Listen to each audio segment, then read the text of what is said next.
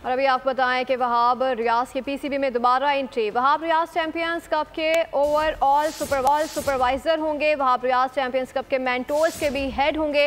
मोहम्मद यूसुफ के batting coach NCA का इस्तीफा कबूल करने या ना करने के बारे में तहाल फैसला नहीं हुआ है। मजीद जाने थे अफजाल अब्बासी से। जी अफजाल अब्बासी बताइएगा।